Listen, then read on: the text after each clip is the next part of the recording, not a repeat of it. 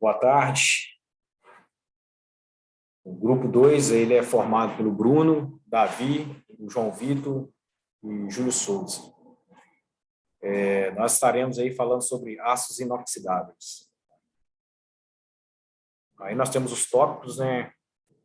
Aços inoxidáveis austeníticos, aços austeníticos, né? Suas propriedades gerais, aços austeníticos, corrosão em geral, aços inoxidáveis, ferríticos e martensíticos, emprego dos aços inoxidáveis em equipamentos de processo e especificações comerciais dos aços inoxidáveis. Então, vamos estar tratando deste assunto, vou tentar ser bem objetivo e de forma que todos possam entender da melhor forma possível sobre a família aí do aço inox.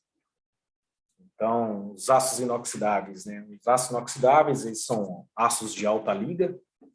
Então, nós temos o aço, que é formado por ferro e carbono, e temos o aço inoxidáveis, no qual estou apresentando aqui, que é formado por ferro, carbono, mais cromo, né?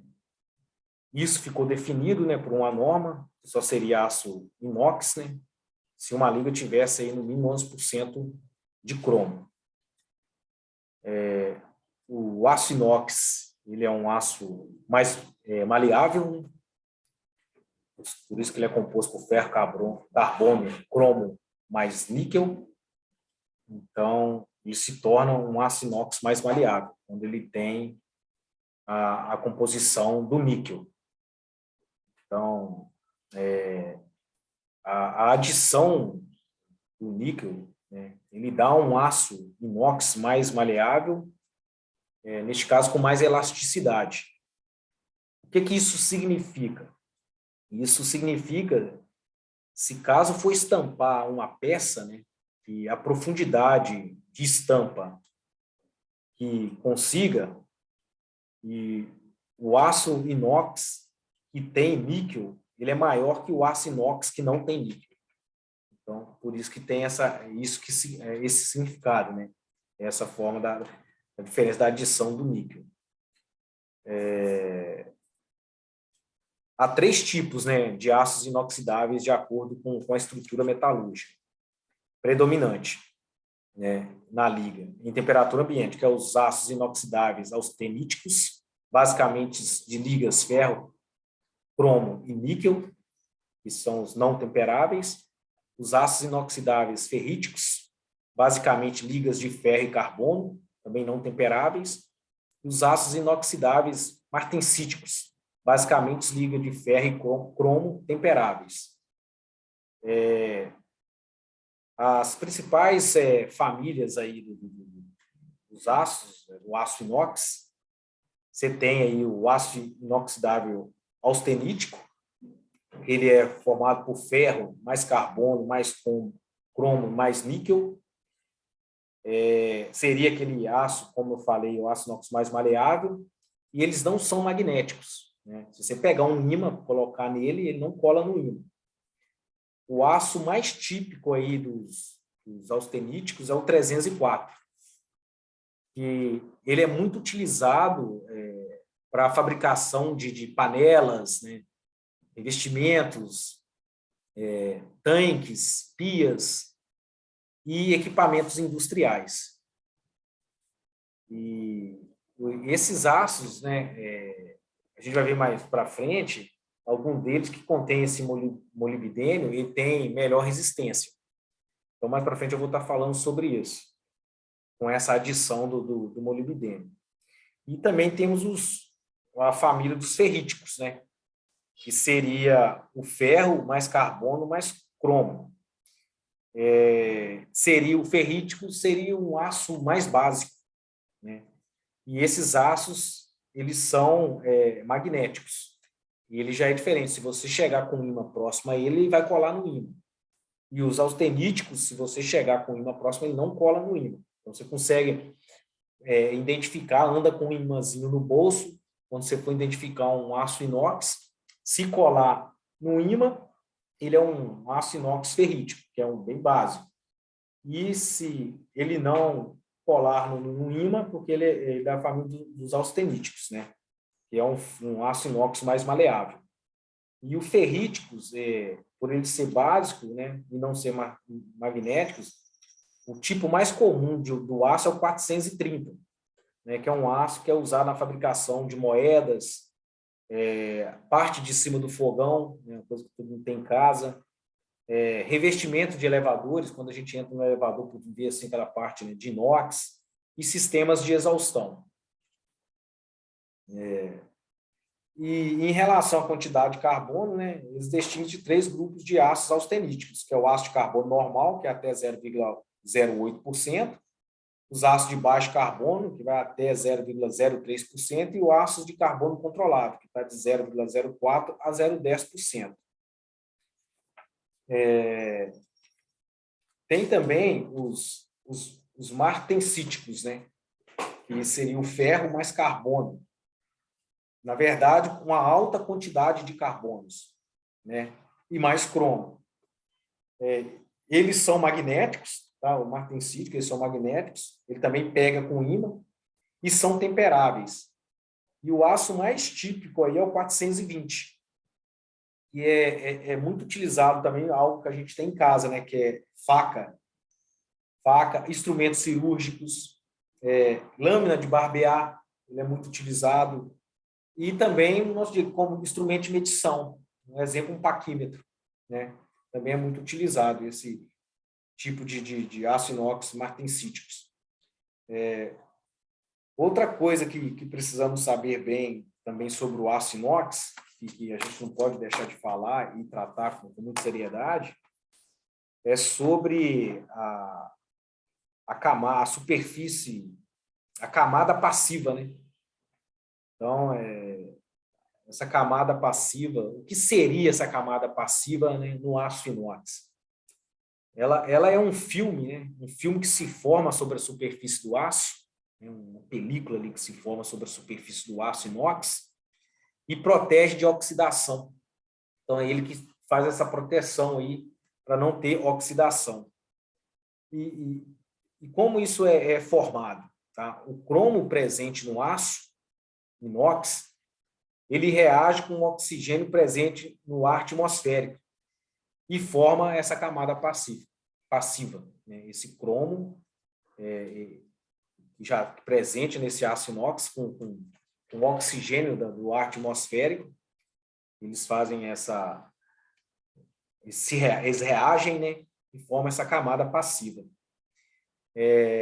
Por exemplo, se a gente pegar um aço inox e cortar esse aço inox com uma guilhotina, um disco de corte, né, utilizando uma lixadeira, a camada passiva ela é refeita naquele local que foi cortado, devido a essa reação com o cromo e o oxigênio, né, do ar atmosférico. Mas uma coisa que muita gente não sabe, né, e às vezes as pessoas pensam que quando faz esse corte, né, no aço, essa camada passiva ela retorna momentaneamente, né, naquele momento rápido. Mas não. Para ela poder realmente voltar, né, essa camada, na verdade, ela leva cerca de 24 horas para estar totalmente refeita no local onde ela foi cortada. Então, não é de imediato, ela requer um tempo, né? E ela não é porosa, né? Essa camada passiva não é porosa e é invisível. Então, concluindo aí, né, a importância dessa camada passiva, se você cuidar bem do inox, né, significa cuidar bem da camada passiva. E como cuidar do inox, também que é essencial para a gente entender que o inox aí tem que ter uns cuidados especiais, né? Então, a peça que vai ter contato com a chapa de inox, quando chega para fazer descarregar, ou vai aplicar, enfim, elas precisam ser protegidas, né? Aí você usa de artifícios como borrachas, papelões, filtros, algo que proteja, para não ter contato, né, direto com o aço inox. Caso, comumente, né, se utiliza muito empilhadeira, né, para retirar, ou para transportar, enfim, o garfo da empilhadeira deve estar protegido para não marcar ou riscar o aço inox. Outra dica também é não arrastar, né, as chapas, né, uma com a outra, né, também para não marcar ou riscar o aço inox. Não pisar sobre a chapa, o calçado também, ele carrega, né, o solado do sapato, ele carrega também sujidades, né, que possa contaminar. Usar luvas limpas, né, ao acondicionar, não acondicionar direto no piso, colocar madeiras, né, extratos de madeiras, e estocar em local coberto.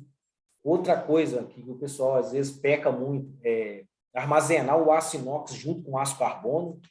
Isso também é inadmissível. E outra coisa é preservar as embalagens originais, né? Os aços, eles têm algumas séries, né? O aço inox. Então, o aço inox tem a série 300, que é um aço austenítico, né? O principal aço dessa série é o 304. Então, é o aço 304, ele tem carbono menor, né, ou igual a 0,8, com cromo entre 18% a 20% e níquel em 8% a 10,5%. E você também tem o aço inox 304H. O que significa o H? Mais para frente, a gente tem uma tabela aí de especificação do aço, que eu vou estar mostrando para vocês, e lá vai ter essas letras na frente do aço. Por exemplo, 304H. O H, ele está te dizendo que é um aço de alto carbono. Então, o que é isso? Ele mantém as propriedades mecânicas a alta temperatura. Então, quanto mais carbono, né, maior propriedade mecânica a altas temperaturas. Então, ele tem entre 0,04% a 0,10% de carbono, por exemplo, né? Você também tem um aço que ele é bastante conhecido, que seria o aço 316, né?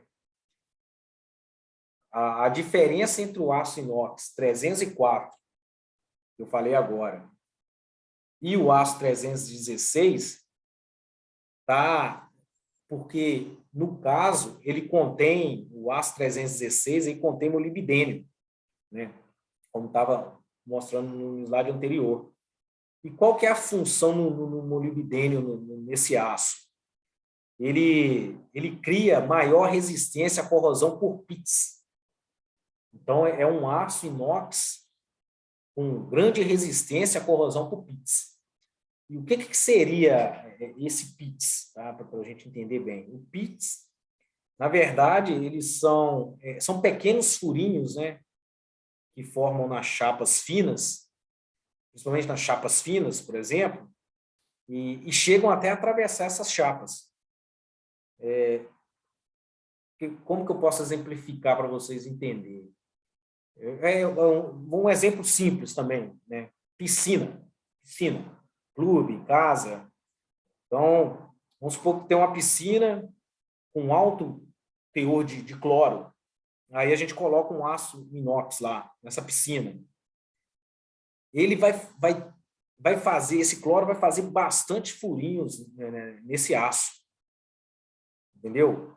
O furo, ele fica... essa chapa de aço, ela vai ficar parecendo uma peneira. Então, o aço inox contendo molibdênio, a resistência por corrosão por pits, ela aumenta bastante. E, em alguns casos, nem tem a corrosão. Nem dá escurinho, não dá nada.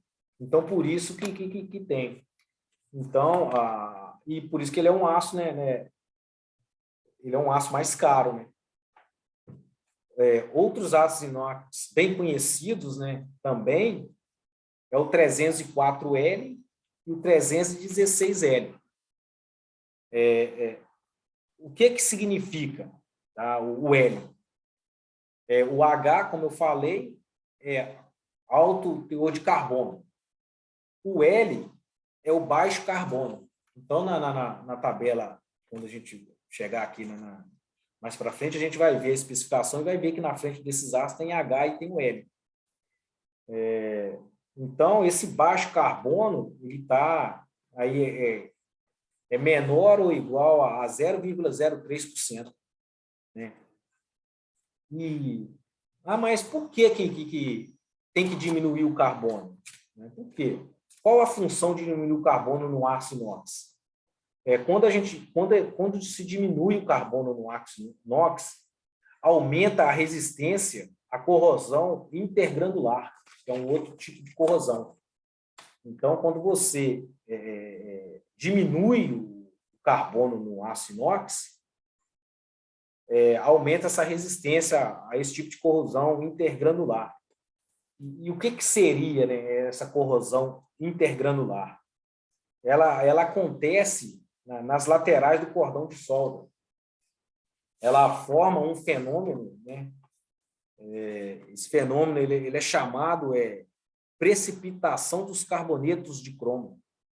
Então, forma esse fenômeno. E o que aí tá? Mas precipitação dos carbonetos de cromo, tá? O que significa isso?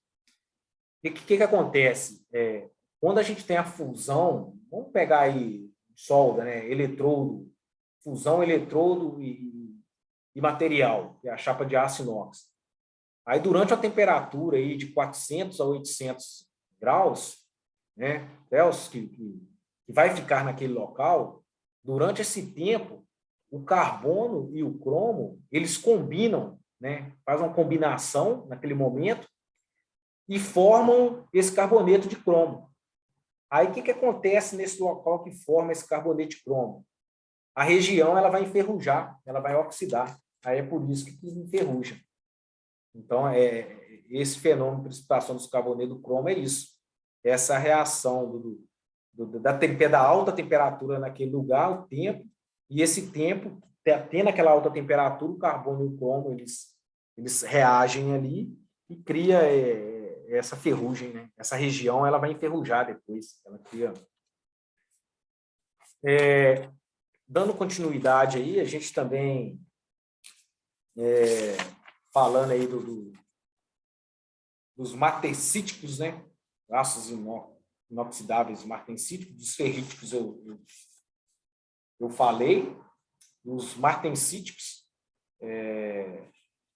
ele é o ferro, eu também até comentei, ferro mais carbono alto, carbono, né? E mais cromo. Eles são magnéticos, né? Pega com ímã. E também são temperáveis, né? Então, esses aços, se você chegar o ímã perto, ele pega. O aço mais típico aí é o 420, né? E conforme eu falei, que é utilizado aí naqueles equipamentos. Outro aço que nós temos aí também, né, é o aço inox 321. Esse aço inox 321, ele tem um elemento estabilizador, né, que seria o titânio. E para que isso, tá? Esse elemento estabilizador, ele aumenta também a resistência à corrosão intergranular. Mas qual que é a diferença, né, do aço 321 e o 304L? O 304L, conforme eu falei lá, ele é um aço de baixo carbono. Então, se ele é de baixo carbono, ele tem uma resistência alta à corrosão intergranular. E esse aqui, ele tem o elemento estabilizador que é titânio. A diferença entre o 321 e o 304L, que esse 321 ele é mais barato, ele é mais em conta, né? Pela forma de fabricação dele. Então, ele acaba sendo mais em conta para aplicação. Por isso que ele tem diferença. Também a gente tem o aço inox 301, né? Que é um carbono alto, bem alto. Ele é menor ou igual a 0,15. Esse aço inox 301, ele é muito utilizado, né? A aplicação dele é em estruturas de alta resistência mecânica. Alta resistência mecânica. Mas aonde que eu encontro isso? Um exemplo também que todo mundo conhece, acredito que todo mundo já até andou, vagões de trem de passageiros. Vagão de trem, vagão de metrô, então ele é muito utilizado. Tá? Outro aço que nós temos, né, E também, vamos falar aí que é da série 400, tá? Aço inox da série 400, é um aço ferrítico, é o 430. Um aço ferrítico é o aço inox 430. Ele tem carbono menor ou igual a 0,12, né? Mas só que esse aço 430, tem que tomar muito cuidado com ele, esse aço inox, que não é aconselhável, ele não é aconselhável para soldas contínuas. Então, se precisar de fazer uma solda contínua nele, ele não é aconselhável. Por quê? Porque vai trincar. Então, ele aceita pequenos pontos de solda, mas se você fizer uma solda contínua nele, ele vai trincar. Na ZTA dele, na zona térmica dele, ele acaba trincando, devido à composição dele. Tá? E dentro desses aços da série 400, né, ferríticos, a gente tem o 409, o 439, né, o 434, 444. Aí tem as especificações comerciais, né, dos aços inoxidáveis. Conforme eu falei, né, você tem os tipos de aços e na frente dele tem as letras, tá vendo? H e L, né? Que é alto carbono e baixo carbono, né? Baixo carbono, né? Para aumentar a resistência à corrosão intergranular, né? E temos também aí, né, o alto carbono. O outro item também, que é importante a gente falar aí, nos ácidos martensíticos, né, que o mais comum deles também, utilizado é o 420, eu acho que tem mais carbono. Ele é muito usado também é uma coisa que, principalmente na parte profissional, facas profissionais, né, disco de freio, né, e são aços temperados. E também tem uma liga, né, nesses aços martensíticos, que é a liga DIN 14110. Ela é resistente ao desgaste com maior dureza. Ela tem uma quantidade de carbono, é a que tem a maior quantidade de carbono que eu encontrei, essa liga DIN 14110, que ela tem de 0,42 a 0,47. Então, ela tem uma dureza para resistência ao desgaste. E após a tempre dela, então, aí que fica mais excelente ainda essa dureza para resistência ao desgaste. Então, como eu coloquei, né, o aço inox, hoje, né, grande parte das indústrias, por mais que ele tenha um preço ainda, vamos dizer, salgado, alto, né, mas ele está sendo muito utilizado já nas indústrias, porque tem áreas muito agressivas, né, e principalmente onde passam produtos químicos, áreas que tem muita corrosão, né, contato com água e outros tipos de produtos. Então, estão sendo substituídos, né, o aço carbono pelo aço inox. Por mais que o custo seja alto a aplicação desse aço, mas você ganha muito na ação preventiva, né? Você não tem que ficar na corretiva. Hoje você tem uma área que você tem aplicação de aço carbono, o desgaste é muito rápido, então você precisa ficar fazendo muita troca de trecho de tubulação o tempo todo, você tem muita parada de máquina. E o aço inox não, ele te dá uma confiabilidade maior, né, na sua produção, né, no seu sistema operacional, maior segurança também, né, para os funcionários ali, operadores daquela área.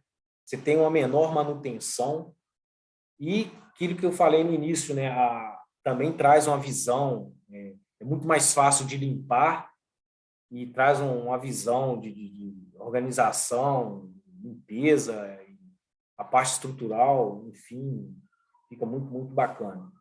Então, hoje está sendo muito bem empregado isso. Tá? Então, pessoal, eu espero que eu tenha sido bastante claro, né, na explicação aí sobre aços inoxidáveis. E obrigado a todos aí. e bom final de tarde.